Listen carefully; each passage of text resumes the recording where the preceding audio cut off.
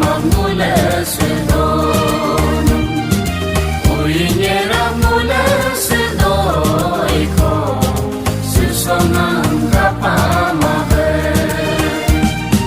kita elah sedonong ayo sejayo gome bermonce malai ko jisun kapamai ko ayo sejayo gome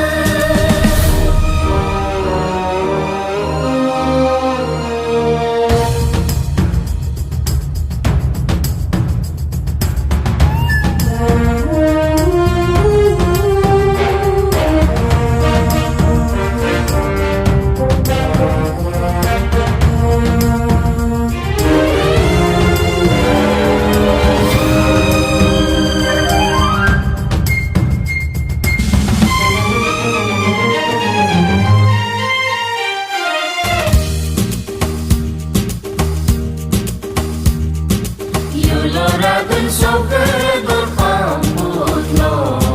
lepesan mulam peskuma umum ojur hojur go julin ko tak maksidum suci suka kakanilam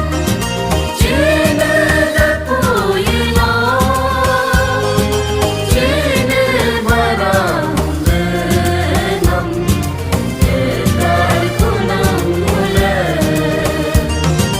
suci suka kakmabe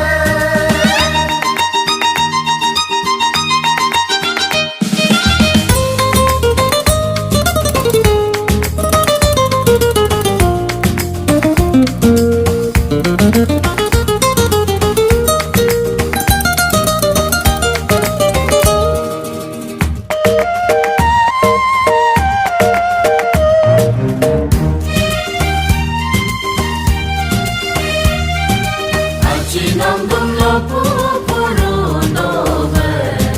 torentaya bokat manin ainam kolo cisani labe torentaya botok manin dudu sutu bersendo kaya kumamusinam Yedo kodur andoi nahar Nise bobi mesenyum Jisun kapamaiko